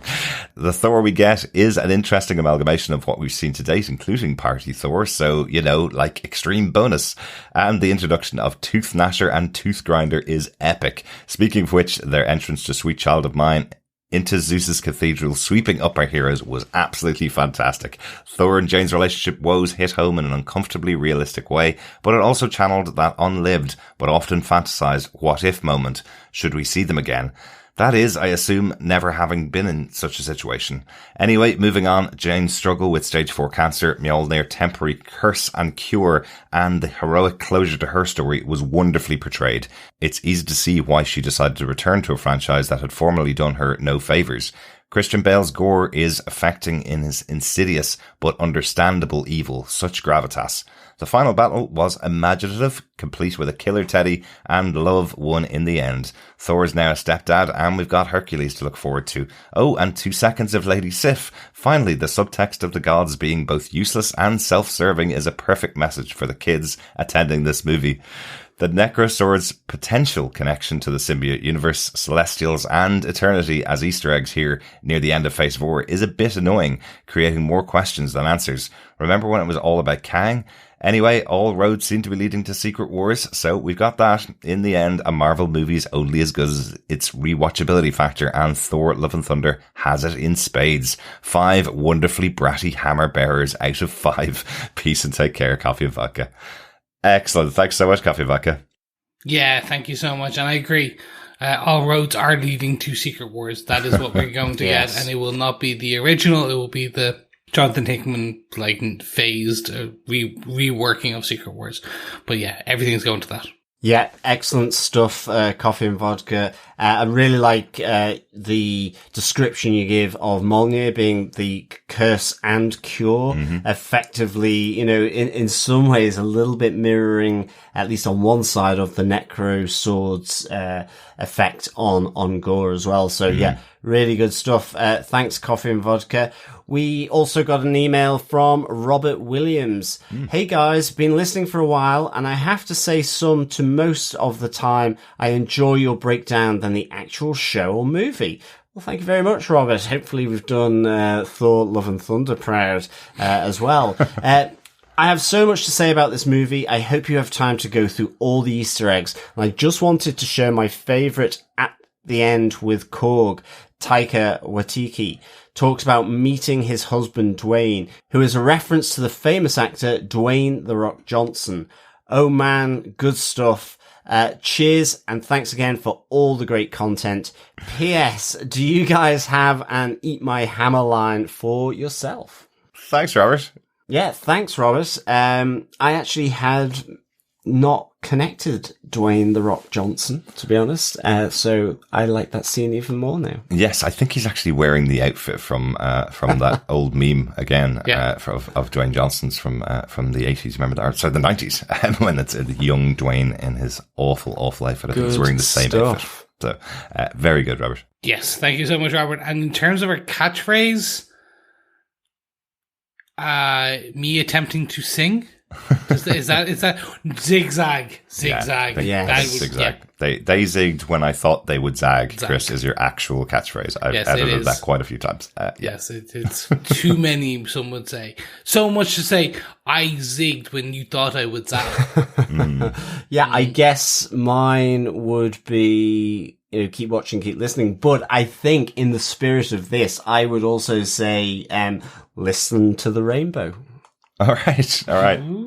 And I guess my catchphrase is probably let's hurry it on and move on to the next section. Yeah, that does get said quite a lot. It really so there does. you go, Robert. That's our catchphrase. Thanks, Robert. Yeah, thanks, Robert. But speaking of, we have got his catchphrase, so we must move on. Thank you so much, Robert. And moving over to Facebook, we got some feedback from, first off, Dan Lee, who says, I'm honestly not sure what to think of it. Bale was fantastic and totally menacing, but the rest of it, I found the tone to be all over the place. A solid 6 out of 10. Thanks, Dan. Yeah, I think we're kind of there, which is some of it was great, some of it's not, but overall, solid. It's a solid film. That was the royal we from Chris. I think we're a lot higher on it than Chris was. Yes, again, and it's the royal we. That is, we believe this to be so. Yeah, everybody has their own opinions here, Chris. You didn't like it as much as we did. Equally accepted to be wrong in this opinion. Exactly. Thanks, Dan.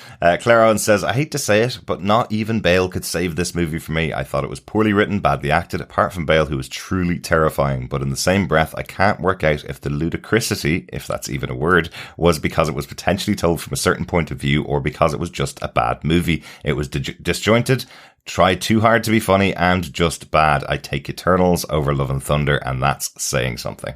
Oof. Wow, Claire. Okay, everyone has an opinion. See, we've just gone the spectrum. There we are. There you have it. Exactly. And each opinion on the spectrum is perfectly valid and true. Absolutely. I hated Ragnarok and don't mind saying it to everybody that loved Ragnarok. So I totally get you, Claire. Sometimes movies just don't connect, and sometimes they are seen as terrible by you, and other people, for some weird reason, think they're good. Exactly. It's a strange world in which we live in, and people's sort of thoughts. Because maybe it was because I went in with no expectations of this movie that I thought this was really good. And again, I guess the repeat viewing, will I find Screaming Goats? And dare I say it, will our fellow defenders find Screaming Goats funny after this podcast, given how lightly peppered they are through this podcast. But thanks so much, Claire. They've been making me do it. Thank you, Claire. We also got feedback from Donald Dennis, who had this to say. Thor Love and Thunder was inconsistent, but pretty good. It feels like they left out some important parts. I give it 4 out of 5 lightning bolts. Natalie Portman and Tessa Thompson were excellent, though it feels like chunks of their relationship was edited out. Chris did a very good job. Thank you very much, Donald. Sorry, the other Chris. Okay. Star-Lord Chris looked a little less doughy and was more sympathetic than I expected. Again, thank you. My God, I have been working out. Still not you. It's pretty obvious that Russell Crowe didn't do the Marvel diet and workout regime. He also totally owned the role and was a joy to watch. Definitely. I'm not generally a huge fan of Bale, but he did a very good job here. Taika Waititi did his usual director thing where he stalls out momentum with an awkward comedy that happened more often than was optimum and will really irritate some folks. I'm really sorry for Derek because I don't think he'll fancy big chunks of the movie based on the way humour is injected. There you go. I wouldn't say it's the best MCU film, but I enjoyed myself. If you hated Thor Ragnarok, avoid it at all costs. Otherwise, it's worth watching if you are at all interested. Thank you so much, Donald. Yeah, you really kind of called me out for my best bits. I did my best job. I'm looking a little less doughy. But also you gave great feedback. Thank you so much. Yeah, absolutely. Great to hear from you, Donald. Donald actually reached out to me when I said we were in the cinema watching this just to find out whether I liked this or not, because he genuinely went to the cinema, watched this movie and thought Derek is going to hate this. So, glad I liked this better than Ragnarok. Yeah, excellent stuff. Thanks, Donald. Doug Green says, I thought the soundtrack was amazing. I enjoyed it more than Ragnarok. Yeah, it certainly was getting into the rock zone here. No, it's the greatest hits of Guns N' Roses. Yeah, exactly. Some brilliant. Other tunes, right? Yeah, so, exactly. Which is great. Kind of my end of 80s, sort of early 90s childhood. So yeah, loved the soundtrack. Brandy Elise Anderson says, I have to say when I went to rank it amongst the other Thor movies, it was like nowhere near as good as Ragnarok and not as bad as Dark World. There are parts of it that I think I might like more than the first Thor, primarily actually showing a development of relationship between Thor and Jane, but there's part of it that I didn't like as much. I'm surprised that I didn't really feel like I was missing Loki. Thanks so much, Brandy. It is interesting, isn't it, that Loki wasn't there? And yeah, I mean, I didn't really think that Loki should have been in there or not, to be honest. So, yeah, it was kind of, in some ways, I guess that's a good thing that, to move on. And Loki's got his own dig going on, I guess, over on Disney Plus. Yeah, so, Season 2 coming soon. Thanks, Brandy. Joel Shopson says, it wasn't the home run that I expected, given how much I enjoyed Ragnarok, but it's a solid middle-of-the-pack MCU entry with an excellent bad guy and some amazing visuals. Cheers, Joel. I think, that is part of the style of Taika, really, is that he can elicit many different views. Yeah, I'd agree with that. Thanks for that, Joel. Dr. Bob Phillips says, once I slipped my brain into excited 12-year-old mode, I rolled with the story of child soldiers kidnap and the most dramatic palliative care journey this world has ever seen. Highlights for me were the stage version of the Thor story so far, a shriveled courgette to Jane Foster, and the reveal of the secondary title's meaning at the end. Post-credit was a good wrap-up to the tale, and if we are now mixing mythologies, perhaps let us see a trip across the river Styx to bring some of those Valhalla residents back. If we need, let's not talk about Bow the Pudding God. Thanks, Dr. Bob. Is that to the tune of Let's Not Talk About Bruno? Oh, maybe. Yeah, that could work. Thank you so much, Dr. Bob. That's really good. We didn't even get to mention the stage play coming back from last season with all the same actors involved. Yeah. Sam Neill involved and Matt Damon being really involved. Good. And of course, Chris Hemsworth's brother playing Thor, who was the original actor supposed to play Thor. He was very high up in the running until Chris broke out those abs. Yes. I think. Christmas was never the same again in the Hemsworth household after that steal. Yeah. At least he has Westworld. He's doing pretty well. That's true. That's true. But I'm totally with you, Bob, about sort of getting into the younger age range mode for this movie. I think that's probably where I was at as well. So, good stuff. Thanks. Absolutely. Thanks, Dr. Bob. Salima Kisler says, overall, I liked it, but there was a lot I didn't like along the way. I appreciated seeing the Guardians, but wish they had did a little more with them. When I saw that this movie was ahead of Guardians of the Galaxy 3 on the schedule, I was worried that they would just drop Thor off somewhere at the start of the movie, and that would be that. They did a little more than that, but not much. Thor, Mighty Thor, and Valkyrie's costumes were terrific. Matt Damon's theatre troupe keeping going was really funny. New Asgard as a tourist destination was fun too. I love the way they weave Jane's story in with Mjolnir's established MCU history. I wasn't sure where they were going with that after Mjolnir was destroyed, taken into the future and returned to its place in the sacred timeline. Axel using Stormbreaker to summon the Bifrost the same way his dad used the sword was awesome. Christian Bale was fantastic throughout. Most importantly, a Thor story must include fantastical elements of gods, monsters and beasts, and this movie did a pretty good job of that. I love Brett Goldstein as Hercules, and great to see Heimdall again, and of course the soundtrack was great. The disrespect of the Warriors 3 continues, and I just don't get it. Why does Taika hate them so much? And what the hell are they doing with Sif? Great to see her again though, and hopefully they'll do more with her in the future. I do agree with other posters about the inconsistent tone. Star-Lord even called Thor out for not knowing who he is in the movie. Quite often they reach too far for the jokes, and the romantic comedy elements really didn't work for me. Props to Russell Crowe for going for it, and I see what they were going for, but hedonistic Zeus didn't land. Part of the problem for me here might be that I've just got done watching The Boys, and they already do hedonistic superheroes, and they do it so much better. I do wish they would have given an in-universe reason for differentiating Jane by calling her Mighty Thor. I also wasn't a fan of sidelining Valkyrie and Jane. I was enjoying watching that group work together. Ditto with killing off Jane in the same film where they just had her pick up the hammer, but after that post-credit, maybe we will see her and Heimdall, and perhaps other fallen Asgardians again.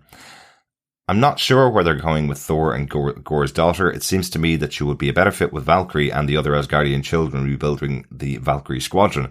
I'm really intrigued on where they're going to go with Hercules and the tag that Thor will return.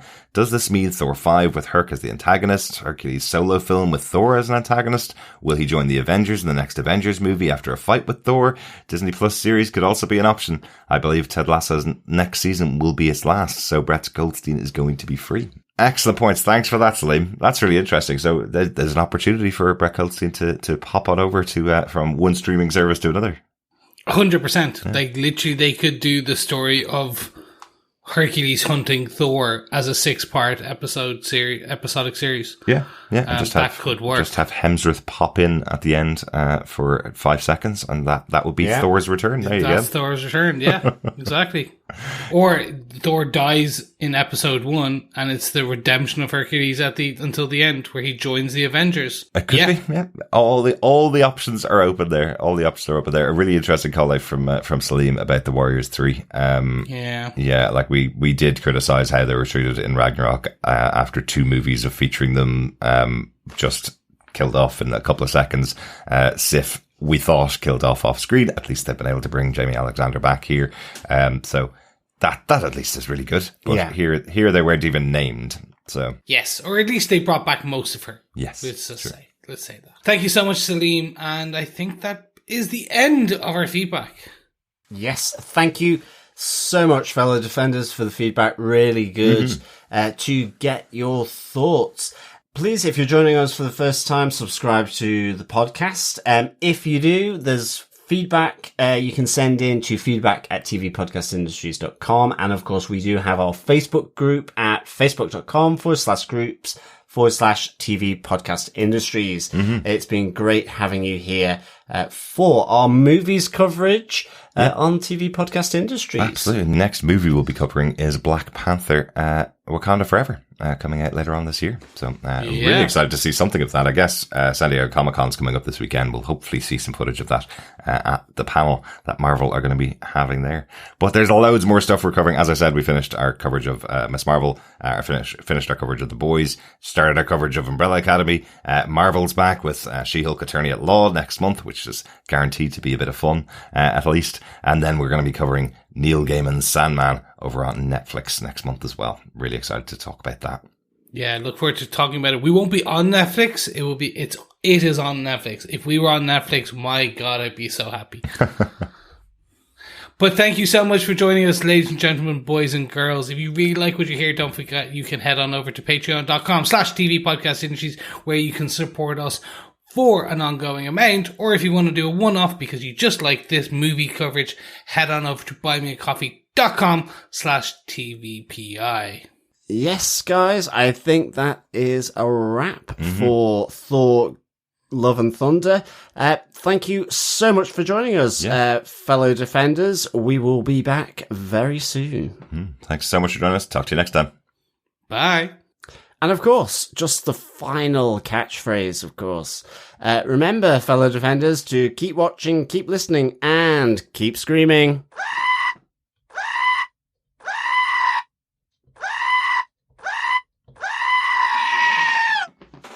Trouble, trouble, trouble.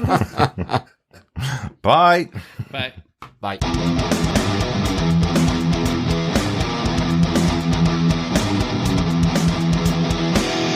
Hey, fellow defenders, a quick content warning for you. There may be a little more screaming sheep coming up, along with some outtakes from our podcast on Thor Love and Thunder. Hope you enjoy them.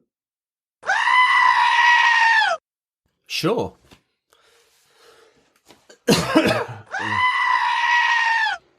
Oh my God, we use that for every time he coughs. Just don't keep in the edits and just every time. It's like Do you want to cough do and that again? kills 'Cause it. it's quite close to my cough. Every time you cough, a baby goat dies. And every point, it's starting every point. So these kids would be demigods, if you want to call Well, them. it's also the fact that because we have grown up in, dare I say it, a Christian... Dare you say it wrong? Christian Bale type culture. Sorry, a Christian culture where... Touching moment talking about Valkyrie's loss of love and her, the loss of her kind of the rest of the Valkyries. Yeah, but that's all on Tessa Thompson. Like she's great in that scene. She's really good in that scene. But those moments work as well, I think, with Korg for me. But it's when it's the interruption. It is the interruption, isn't it? Just in the middle of what I was saying, yes. I couldn't resist. I know.